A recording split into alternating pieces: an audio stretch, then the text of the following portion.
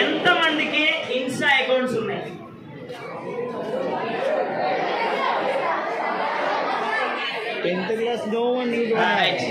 నేను ఒక మాట చెప్తా, తర్వాత చేతులు ఎత్తారు కదా, ఓకేనా?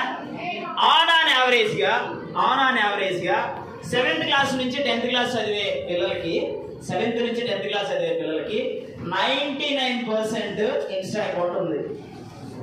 99% ఇన్స్టా అకౌంట్ ఉంది. ఇన్స్టా అకౌంట్ ఎవరి పేరు మీద ఉండిద్ది?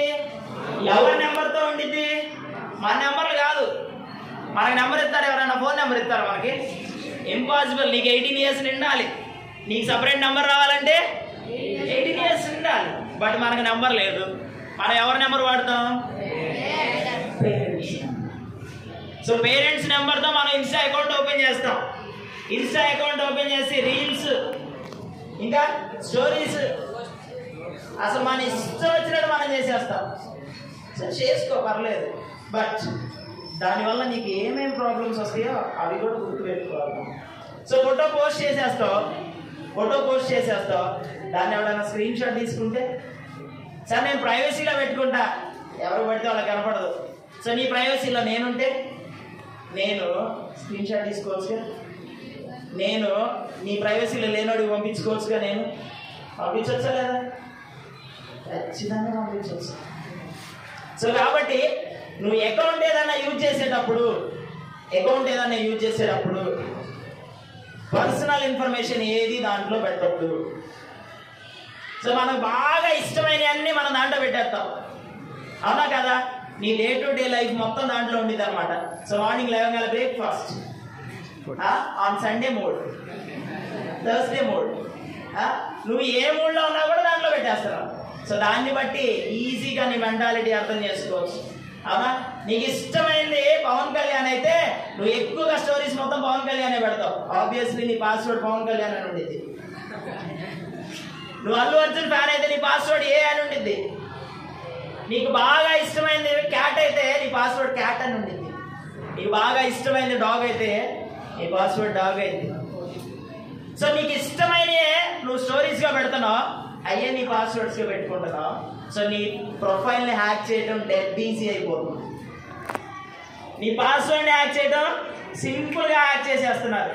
ఎవరు ఇస్తున్నారు ఇన్ఫర్మేషన్? మనమే. ఎవడో ఇవ్వాల్సిన అవసరం లేదు ఇన్ఫర్మేషన్, మనమే. మనకి మన ఫాదర్ అంటే బాగా ఇష్టం అని ఎలా తెలియజేస్తాం? స్టేటస్లు పెడతాం, స్టోరీలు పెట్టేస్తాం. సో ఇండైరెక్ట్గా నీ వీక్నెస్ పాయింట్ నీ ఫాదర్. సో నీ పాస్వర్డ్ నీ ఫాదర్ కూడా వచ్చు. సో కాబట్టి ఇన్స్టా అకౌంట్ యూజ్ చేసేటప్పుడు పర్సనల్ ఇన్ఫర్మేషన్ ఎప్పుడు పోస్ట్ చేయొద్దు. పర్సనల్ ఇన్ఫర్మేషన్ పోస్ట్ చేస్తే మార్క్ చేసిన ఫోటోలు ఈజీగా ఎవరికి సెండ్ చేయాలో వాళ్ళకి సెండ్ చేసేయచ్చు. నీకు బాగా ఇష్టం మీ బ్రదర్ అనుకో, ఈ స్టోరీస్ అన్ని మీ బ్రదర్కి సంబంధించినవి పెడతావు. నీకు బాగా ఇష్టమైంది నీ సిస్టర్ అనుకో, నీ సిస్టర్కి సంబంధించినవి పెడతావు. సో కాబట్టి స్టోరీస్ పెట్టేటప్పుడు కానీ స్టేటస్లు పెట్టేటప్పుడు కానీ మన పర్సనల్ ఇన్ఫర్మేషన్ ఎవరికి తెలియకూడదు. ప్రైవసీ బిల్లో పెట్టుకున్నాం అనుకున్నాం కానీ ఏది ప్రైవసీ కాదు. ఒకవేళ నీ అకౌంట్లో ఉన్న వాళ్ళు అంటే నీకు కాని వాళ్ళకి ప్రైవసీ ఏమో, నీ దాంట్లో ఉన్న వాళ్ళకి కనబడిద్దా లేదా? సో చాలామంది పెడతారు, డిలీట్ చేసేస్తారు. తర్వాత డిలీట్ చేస్తే పోయిద్దా? బ్యాకప్ చేయొచ్చు. మరి మొత్తం నీ ఫోన్లో బ్యాకప్ చేయొచ్చు. నీ ఫోన్ తర్వాత నీ మొబైల్ నెట్వర్క్ ద్వారా కూడా బ్యాకప్ చేయొచ్చా లేదా? ఖచ్చితంగా చేయొచ్చు. సో కాబట్టి నువ్వు ఏదైనా సోషల్ మీడియా యూజ్ చేసేటప్పుడు నీ పర్సనల్ ఇన్ఫర్మేషన్ ఏది దాంట్లో ఉండకూడదు. చివరికి అదే నిన్ను బయటపడేస్తుంది తీసుకొచ్చి. సో ఎవరికి తెలియకుండా సీక్రెట్ అనుకుంటాం మనం, బట్ అది ప్రైవసీ అయిపోయింది, అందరికీ తెలిసిపోయింది, బయటకు వచ్చేసి. తెలిసిద్దా లేదా? ఖచ్చితంగా తెలిసిపోతుంది. సో నీ పాస్వర్డ్ హ్యాక్ చేయడానికి మనమే ఇన్ఫర్మేషన్ ఇస్తున్నాం వాళ్ళకి. సో చాలా మంది పాస్వర్డ్ ఎలా పెట్టుకుంటారంటే వాళ్ళ మొబైల్ నెంబర్ స్టార్టింగ్ 6 లేదా ఎండింగ్ 6 లేదా డేట్ ఆఫ్ బర్త్ పెట్టుకుంటారు పాస్వర్డ్, లేదా ఫస్ట్ కీప్యాడ్లో ఫస్ట్ 6 ఉంటాయి చూసారా? ఏమేమి ఉంటాయి ఫస్ట్ 6? 1 2 3 4 5 6. సో ఇంకొంతమంది పెడతారు మధ్యలో పెడతారు 2580 పెడతారు, ఈజీగా ఉంటుంది కదా. అలా కొంతమంది 11 22 33. సో కొంతమంది 5 7 0 9 5 7 ఎట్లా 5 7 0 9. సో ఇట్లా వచ్చింది అన్నమాట. సో చాలా మంది ఏం చేస్తారంటే పాస్వర్డ్స్ ఇలాగే పెట్టుకుంటారు. చాలా మంది మొబైల్ నెంబర్ స్టార్టింగ్ పెడతారు. సో నీ మొబైల్ నెంబర్ ఏ సోషల్ మీడియా ఓపెన్ చేసినా దొరికిపోయింది నీ మొబైల్ నెంబర్. ఎందుకని మొబైల్ నెంబర్ లేదే ఏ యాప్ ఓపెన్ అవ్వదు, అవునా కదా? సో నువ్వు చిన్న ఫొటోస్ ఎడిట్ చేసుకోవడానికి యాప్ ఓపెన్ చేయాలన్నా మొబైల్ నెంబర్ ఎంటర్ చేయాలి, అవునా? సో ఎవరైనా బర్త్డే వస్తే ఫొటోస్ ఎడిట్ చేసి సాంగ్ ఒకటి పెట్టుకోవాలని చూస్తాం. అది ఎడిట్ చేయాలన్నా మొబైల్ నెంబర్ పెట్టాలి. సో నీ మొబైల్ నెంబర్ కనుక్కోవడం ఈజీగా కాదా? సింపుల్ కనుక్కోవచ్చు. నీ డేట్ ఆఫ్ బర్త్, ఫేస్బుక్లో డేట్ ఆఫ్ బర్త్ పెడతాం, ఇన్స్టాలో డేట్ ఆఫ్ బర్త్ పెడతారు. ఏంటది? సో దానికి మళ్ళీ సెంటెన్స్ క్రియేటివ్గా పెడతారు. ఏమని పెడతారు?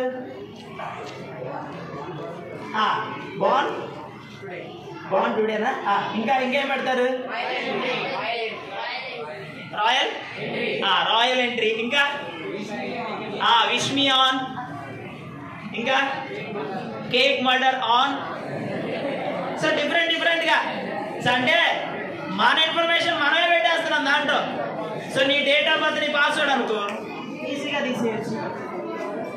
సో కాబట్టి మన ఇన్ఫర్మేషన్ ఎప్పుడు మనం సోషల్ మీడియాలో పెట్టొద్దు. 3 విషయాలు నేర్చుకున్నాం ఇప్పుడు. First one mobile recharge shop, second one repair shop, third one social media, and then fourth one మా నాన్న వాళ్ళు మనకి ఏటీఎం కార్డు ఇచ్చి డబ్బులు తీసుకురమ్మంటారు, అవునా? వాళ్ళకి ఏటీఎం మెషిన్ యూజ్ చేయడం తెలియదు. సో మనకి ఇంగ్లీష్ వచ్చు, చూస్తాము, మనీ తీసుకొని వస్తాం, అవునా? సో తీసుకొచ్చే టైంలో నీ కార్డు పోయింది బై మిస్టేక్, సో లేదా అక్కడ మర్చిపోయి రావడం ఏదో ఒకటి జరిగింది, కార్డు మిస్ అయింది. ఇప్పుడు ఏం చేయాలి? ఏమైంది ఆ కార్డు? రీసెంట్గా నాకు తెలిసిన వ్యక్తి వాళ్ళ బ్రదర్, సో తన క్రెడిట్ కార్డు పోయింది. క్రెడిట్ కార్డు పోయేసరికి ఏం చేయాలో అర్థం కాల. ఒక 1 డే తర్వాత అతనికి ఒక కాల్ వచ్చింది. ఆ కాల్లో ఏమని చెప్పారంటే, మీ క్రెడిట్ కార్డు పోయింది, మీ క్రెడిట్ కార్డు మీకు కావాలి అంటే కంప్లైంట్ చేశారా అని అడిగాడు. సో చేయలేదండి ఇంకా మేము అని చెప్పారు. సరే కంప్లైంట్ మేము చేస్తాము, 1500 రూపీస్ మీరు దాని ద్వారా పే చేయాలన్నాడు. ఎంత? 1500 రూపీస్ పే చేయాలన్నాడు. సరే అని చెప్పి అతను 1500 రూపీస్ అతను ఫోన్పే చేసేసాడు. 1500 తీసుకున్నాడు. నెక్స్ట్ డే మళ్ళీ ఫోన్ చేశాడు, కంప్లైంట్ రేజ్ చేశారా లేదా మీరు అని అంటే ఇంకా చేయలేదు లేదా. అదేంటి ఇంకా చేయకపోవడం? సరే సో ఇంకో 1500 పే చేయండి, ఇప్పుడు స్పాట్ అయిపోయింది అని చెప్పాడు. సరే అని 1500 పే చేశాడు. పే చేసి ఒక ఓటీపీ వస్తుంది మీకు, ఆ ఓటీపీ చెప్పండి అన్నాడు. ఓటీపీ వచ్చింది. 96,000 సెకండ్స్లో అయిపోయింది, తీసేసుకున్నాడు. 96,000 ఒక్క ఓటీపీతో 96,000. సో అతను ఫోన్ చేసి అతను ఎక్కడ వాడని చెప్పాడు తెలుసా? కర్నూలు అంట. కర్నూలు పోయిందేమో పల్నాడు డిస్టిక్లో.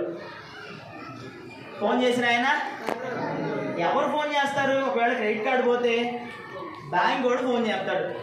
సో లేదా ఎవడైనా దొరికినోడు ఫోన్ చేస్తాడు. పల్నాడు డిస్టిక్లో పోతే కర్నూలులో దొరికిద్దా? 2 రోజుల్లో దొరికిద్దా?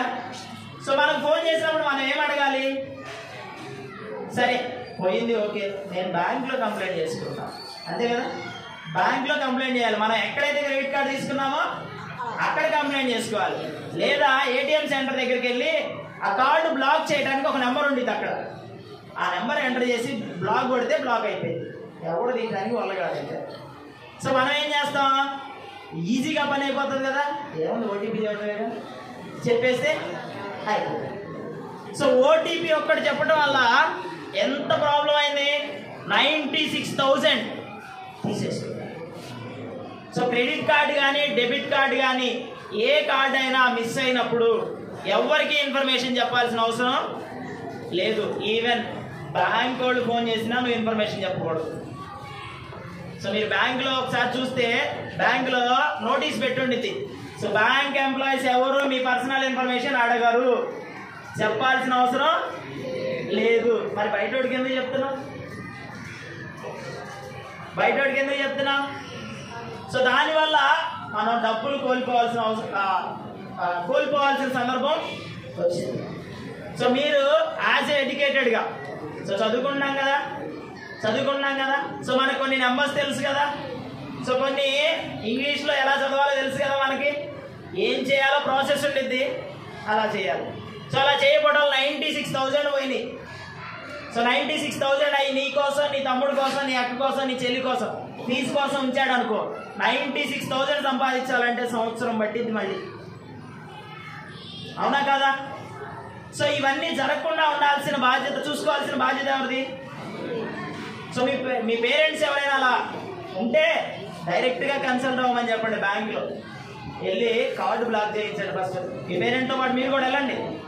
ఎందుకంటే కొన్ని టర్మ్స్ పేరెంట్స్కి అర్థం కావు, అవునా? సో బ్లాక్ అంటే ఏందో తెలియదు. సో మీరు అనుకోండి బ్లాక్ చేయమన్నారు, ఈ నెంబర్ ఎంటర్ చేయాలి, సో ఈ నెంబర్ ఎంటర్ చేసి బ్లాక్ చేయండి అంటే బ్లాక్ చేసేది.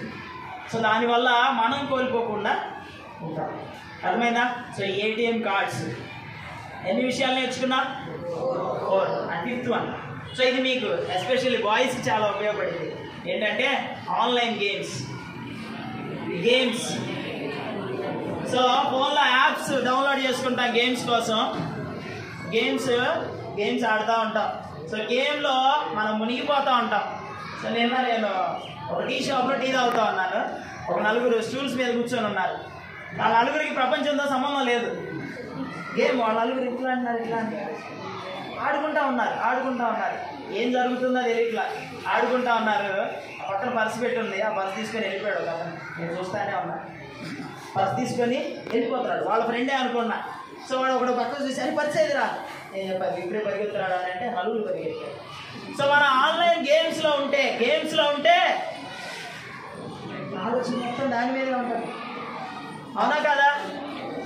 ఈ జనరేషన్ అలా తయారైంది, అవునా? సో మా అమ్మాయి 7 నెలలే, చిన్న పిల్ల 7 నెలలు ఏడుస్తా ఉండేది. వాళ్ళ మమ్మీ ఫోన్ అయితే ఆన్ చేయగానే ఏడు పాపేసింది. 7 months ఫోన్ చూపించాలి ఆపేస్తాం. సో అంతే ఎడిక్ట్ అయిపోయాం మనం ఫోన్లకి. సో ఈ ఆన్లైన్ గేమ్స్ ఆడటం వల్ల సో నీ మొబైల్ నెంబర్ దాకా ఇస్తున్నావా? నీ మొబైల్ నెంబర్ ఇస్తున్నావు. నువ్వు ఆన్లైన్ గేమ్ డౌన్లోడ్ చేసి ఆడుతూ ఉన్నప్పుడు కొన్ని పాపప్ మెసేజ్లు వస్తూ ఉంటాయి నీకు మధ్యలో. కొన్ని మెసేజ్లు వస్తే అది యాక్సెప్ట్ చేయాలా డినే చేయాలో తెలియదు మనకు. సో చాలా సందర్భాలు మనం ఏం చేస్తాం, ఆ పోతే బదులు యాక్సెప్ట్ చేద్దామని చెప్పి యాక్సెప్ట్ కొట్టేస్తాం. ఆ యాక్సెప్ట్ కొట్టడం వల్ల మన ఫోన్లో కొన్ని యాప్స్ డౌన్లోడ్ అవుతున్నాయి ఆటోమేటిక్గా. కొన్ని లింకులు ఓపెన్ అయిపోతాయి ఆటోమేటిక్గా. అవి మనకు కనపడవు, ఆటోమేటిక్గా రన్ అయిపోతూ ఉంటాయి. సో దానివల్ల మన ఫోన్లోకి వైరస్ వచ్చే అవకాశాలు ఉన్నాయి. సో ఆ వైరస్ ద్వారా మన ఫోన్లో ఉన్న ఇన్ఫర్మేషన్ మొత్తం తీసేసుకోవచ్చు. ఇంకా చాలామంది అబ్బాయిలు కానీ అమ్మాయిలు కానీ సినిమా చూడటానికి ఐబొమ్మ ఓపెన్ చేస్తారు. ఐబొమ్మ ఒకటి, మూవీ రూల్స్ ఒకటి, అవునా? ఓపెన్ చేస్తారా? సో అవి డౌన్లోడ్ చేసేటప్పుడు ఫస్ట్ ఇండియా అని కొట్టగానే ఒక లింక్ ఓపెన్ అయింది. అది క్లోజ్ చేయాలి. మళ్ళీ క్లోజ్ చేస్తేనే మళ్ళీ వస్తుంది. మళ్ళీ ఇండియా అని కొట్టాలి. ఆ తర్వాత ఐబొమ్మ ఓపెన్ అయింది, అవునా? మరి ఆ లింక్ ఏంటి? ఎందుకు వచ్చింది ఆ లింక్? నువ్వు సినిమా చూడాలంటే కొంతమంది పర్మిషన్లు ఇవ్వాలి నీకు. అక్కడ కొంతమంది కొన్ని యాప్లు డౌన్లోడ్ అవ్వాలి. దాంట్లో కొన్ని లింకులు వస్తేనే నీకు ఫ్రీగా సినిమా వస్తుంది నీ దగ్గరికి. సో మనం ఏం చేస్తామంటే వాటితో మనకు సంబంధం లేదు, సినిమా డౌన్లోడ్ అవుతుంది చాలు మనం. సో తర్వాత పైన మీకు లింకులు ఉంటాయి, యూఆర్ఎల్ లింకులు ఉంటాయి పైన. ఆ లింకుల దగ్గర 1, 2, 3, 4 అని విండోస్ కనపడతాయి. మనం అవి పట్టించుకోం, ఆటోమేటిక్గా ఓపెన్ అయిపోతాయి. 1 ఉంది అనుకో, ప్రాబ్లం లేదు, మీరు వాడుతున్న లింకే ఉంది దాంట్లో. 1 కంటే ఎక్కువ ఉన్నాయి అనుకో, ఏదో లింకులు ఓపెన్ అయ్యి ఉన్నాయి నీ ఫోన్లో. ఆ లింకుల వల్ల నీ పర్సనల్ ఇన్ఫర్మేషన్, నీ డేటా అనేది హ్యాక్ చేసే అవకాశం చాలా ఉంది. సో కాబట్టి గేమ్స్ ఆడేటప్పుడు సో కొంతమంది పజిల్స్ ఆడుతూ ఉంటారు. సో పజిల్స్ ఆడేటప్పుడు ఒక పాపప్ మెసేజ్ వచ్చింది. నువ్వు ఒకవేళ ఓడిపోయావు అనుకో, ఓడిపోతే ఈ వీడియో చూస్తే నీకు ఎక్స్ట్రా కాయిన్స్ యాడ్ అవుతాయి అని చెప్పి వస్తాయి. ఆ వీడియో ఓపెన్ చేస్తాం. ఆ వీడియో మనకు సంబంధించిందే కాదు, అయినా ఓపెన్ చేస్తాం. ఎందుకు? ఎక్స్ట్రా కాయిన్స్ కావాలి కదా. సో వీడియో ఓపెన్ చేస్తాం. ఆ వీడియో వల్ల నీకు బ్యాక్ ఎండ్ లింక్ ఓపెన్ అవుతూ ఉంటుంది. చాలా లింక్స్ ఓపెన్ అవుతాయి. సబ్ అకౌంట్ లింక్స్ నీ ఫోన్ని దాని యొక్క కెపాసిటీ తగ్గించేస్తుంది, దాని యొక్క రన్నింగ్ పవర్ తగ్గించేస్తుంది, బ్యాటరీ పవర్ తగ్గించేస్తుంది. సో దీని అన్నిటి ద్వారా నీ దాంట్లో ఉన్న డేటా మొత్తం తీసేసుకునే అవకాశాలు ఉన్నాయి. సో కాబట్టి ఏదైనా యాప్ యూజ్ చేసేటప్పుడు అది సేఫా కాదా చెక్ చేసుకోవాలి. సేఫ్ కాదు అని అనుకుంటే ఆ యాప్ జోలికి వెళ్ళొద్దు. ఇంకోటి, మనల్ని ఎంటర్టైన్మెంట్ చేసే యాప్లన్నీ సేఫ్ కాదు. అర్థమైందా? ఫొటోస్ డౌన్లోడ్ చేసుకోవడానికి ఏదో యాప్ డౌన్లోడ్ చేస్తాం, దానివల్ల ఇంకా 2-3 యాప్లు డౌన్లోడ్ చేసుకోమని పాపప్ మెసేజ్ వస్తూ ఉంటాయి. సో దానివల్ల చాలా ప్రాబ్లమ్స్ మనం ఫేస్ చేయబోతున్నాం. కాబట్టి ఏ యాప్ పడితే ఆ యాప్ డౌన్లోడ్ చేయొద్దు. సార్ మరి మేము చదువుకోవడానికి మాకు యాప్స్ ఉండాలి కదా, సో చదువుకోవడానికి బైజూస్ ఉంది, అది బైజూస్ చదవచ్చా మేము? సో మీరు ఏదన్నా యాప్ చదువుకోవడానికి కావాలి అని అంటే ఆ లింక్లో వచ్చి